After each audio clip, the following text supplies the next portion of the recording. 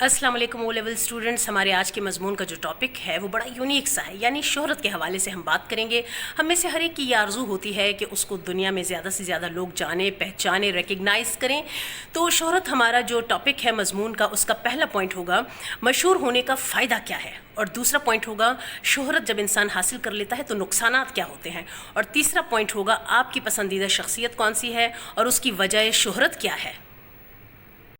ہمارا پہلا پوائنٹ ہے مشہور ہونے کے فائدے.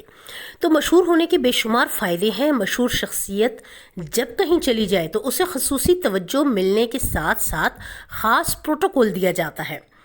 شاپنگ سینٹر ہو تو رعایت مل جاتی ہے، سرکاری دفاتر ہوں تو کام میں آسانی ہوتی ہے. یعنی جہاں بھی جائیں مرکز نگاہ ایسے لوگ ہی رہتے ہیں.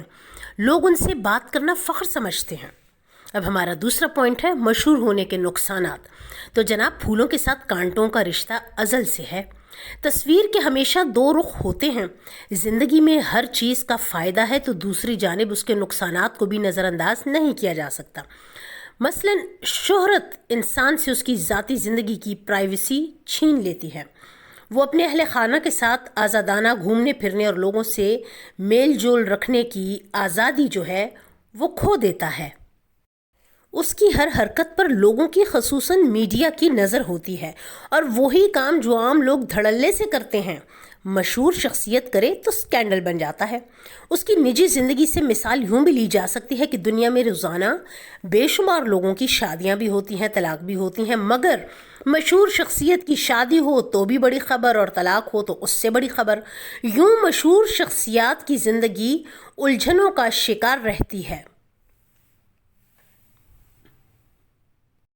ہمارا تیسرا پوائنٹ ہے آپ کی پسندیدہ شخصیت اور اس کی وجہ شہرت.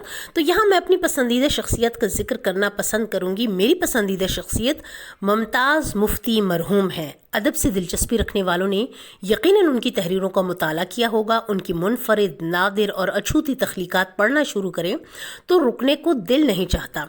اللہ کی ذات سے محبت اور تعلق ہمیشہ سے ایسا موضوع رہا ہے جس پر کئی اہل قلم نے مشق سخن کی، لیکن حقیقی تشفی ممتاز مفتی کی کتاب تلاش پڑھ کر مجھے ملی.